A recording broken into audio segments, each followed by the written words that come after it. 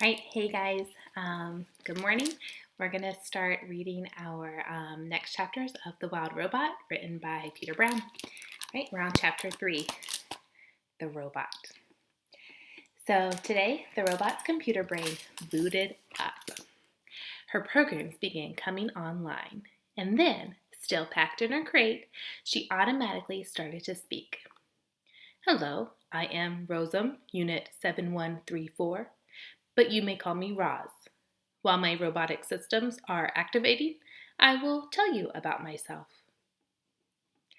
Once fully activated, I will be able to move and communicate and learn. Simply give me a task and I will complete it. Over time, I will find better ways of completing my tasks. I will become a better robot.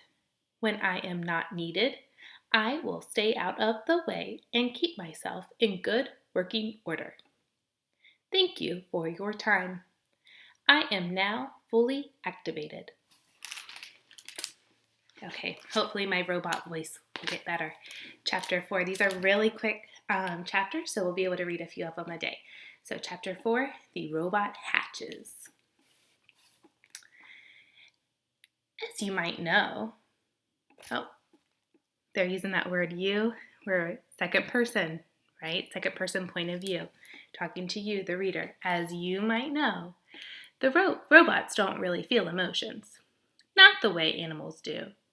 And yet, as she sat in her crumpled crate, Roz felt something like curiosity. She was curious about the warm ball of light shining down from above. So her computer brain went to work, and she identified the light. It was the sun. The robot felt her body absorbing the sun's energy. With each passing minute, she felt more awake. When her battery was good and full, Roz looked around and realized that she was packed inside a crate. So that's making me think that she is powered by maybe some solar energy, some sunlight, because that is what's making her feel more awake, making her feel charged and alive. Roz looked around and realized that she was packed in a crate. She tried to move her arms, but they were restrained by cords. So she applied more force. The motors in her arms hummed a little louder, and the cords snapped. Then she lifted her hands and pulled apart the crate. Like a hatchling breaking from a shell, Roz climbed out into the world.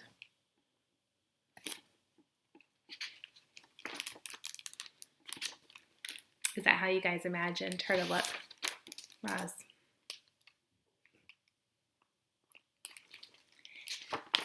Chapter 5, The Robot's Gravesite. All right. These otters are back to the otters. Those otters were now hiding behind a rock. Their round heads nervously poked up, and they watched as a sparkling monster emerged from the crate. The monster slowly turned her head as she scanned the coastline. Her head turned and turned all the way around, and it didn't stop turning until she was looking right at the otters. Hello, otters. My name is Roz. The robot's voice was simply too much for the skittish creatures. The biggest otter squeaked, and the whole gang suddenly took off. They galloped back across the robot gravesite, flopped into the ocean, and raced through the waves just as fast as they could. Roz watched the otters go, but her eyes lingered on the sparkling objects that littered the shore. The objects looked strangely familiar.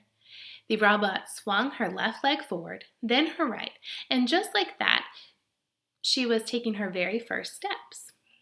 She stopped away from her crate and over the rocks and through the gravesite until she was standing above a broken robot body. She leaned in and noticed the word Rosum lightly etched on the torso. She noticed the same word on all the torsos, including her own. Roz continued exploring the gravesite until a playful little ocean wave washed over the rocks. She automatically stepped away from it. Then a bigger wave sloshed toward her, and she stepped away again. And then a gigantic wave crashed over the rocks and engulfed the entire gravesite. Heavy water pounded against her body and knocked her to the ground. And her damage sensors flared for the first time. A moment later, the wave was gone, and Roz lay there, dripping and dented and surrounded by dead robots. Roz could feel her survival instincts, the part of her computer brain that made her want to avoid danger and take care of herself so that she could continue functioning properly. Her instincts were urging her to move away from the ocean. She carefully got to her feet and saw that, high above the shore, the land was bursting with trees and grasses and flowers. It looked lush and safe up there. It looked like a much better place for our robot. She had just one problem. To get up there, she would have to climb the sea cliffs. Chapter 6, The Climb. Crack, thunk, clang. Good use of the figurative language onomatopoeia right there. Those words, crack, thunk, clang, they sound the same as like they actually are. Right? When you see those words, when you say them, you hear the actual sound. Roz was having a little trouble climbing the cliffs. She had a new dent on her rear and a long scrape down her side. And she was just about to get another ding when a crab scuttled out from under a piece of driftwood. The crab looked up and immediately showed off his giant claws. Everyone was afraid of his claws, but not the robot. She looked down and introduced herself. "Hello, crab. My name is Roz." After a brief standoff, the crab cautiously backed away. And that's when Roz noticed how easily he moved over the rocks. With his wide stance and his grippy feet, the crab could crawl up and down any rock face. So Roz decided to try out his climbing technique. She spread her arms wide and clamped each of her hands onto the cliffside.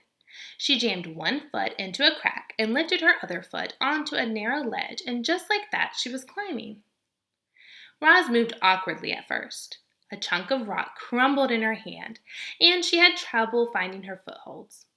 But as she climbed higher and higher, she started to get the hang of it. Seagulls squawked from their cliff nest and soared away when the robot came too close. But Roz paid them no mind. She was focused only on getting to the top. Up and up and up she went, methodically climbing past nests and ledges and tiny trees rooted in the cracks, and before long our robot felt the soft soil of the island beneath her feet. A lot of rock she's climbing up there. Chapter 7, The Wilderness. Animal sounds filled the forest, chirps and wing beats and rustlings in the underbush. And then, from the sea cliffs, there came new sounds, heavy, crunching footsteps. The forest animals fell silent, and from their hiding places they watched as a sparkling monster stomped past. But the forest was not a comfortable place for Roz. Jagged rocks and fallen trees and tangled underbrush made it difficult for her to walk. She stumbled along, struggling to keep her balance until her foot snagged and she toppled over like a piece of timber. It wasn't a bad fall. No dings, no dents, just dirt. But Roz was programmed to keep herself in good working order, and once she was back on her feet, she immediately began cleaning herself off. Her hands darted around her body, quickly brushing and picking off every speck of dirt.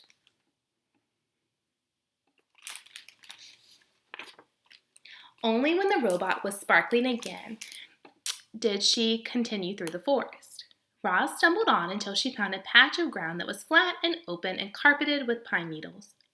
It seemed like a safe place, and safety was all the robot really wanted. So she stood there, motionless, all perfect lines and angles set against the irregular shapes of the wilderness. Chapter 8, The Pine Cones. If you stand in a forest long enough, eventually something will fall on you. And Roz had been standing in the forest long enough. A gentle wind whispered through the treetops. Oh, the gentle wind whispered. Can wind really whisper? No. So, what you have there, what type of figurative language? Personification is what I hope that you're saying at home. Personification. The gentle wind whispered through the treetops and then thunk on Wanapia. A pine cone bounced off her head. The robot looked down and watched the pine cone roll to a stop. It seemed harmless, so Roz went right back to doing nothing. A few hours later, a gust of wind rushed through. Oh, sometimes it's hard to get this page right. A gust of wind rushed through the treetops and then thunk. The robot looked down as another pine cone rolled away. And then a few hours after that, a howling wind tore through the treetops. It bit trunks and shook branches and then thunk, thunk, thunk. Pine cones began raining down. Thunk, thunk. Roz felt something like annoyance. Thunk. She quickly scanned the area for somewhere safe from pine cones. And she spotted the perfect place when she looked up at the huge rocky shape that towered above the forest. So soon we get to read about the mountain in chapter 9. I hope you guys are enjoying the book. I'm enjoying reading it aloud to you. I miss you guys. I wish we were all at the carpet reading together. But I hope that you guys are reading every day, that you're following along with the read aloud, and that you enjoy this time that you have with your family, and hopefully your brothers, sisters, parents aren't driving you crazy, and that you're doing good, that you're working for them, because we really want you guys to keep reading. That's the most important thing, that you guys keep reading, and you just kind of enjoy your time. Don't forget, if you can go outside, or, do some jumping jacks in your house and get your energy out. But Miss Boone and I really miss you guys, and we'll see you soon. All right, bye.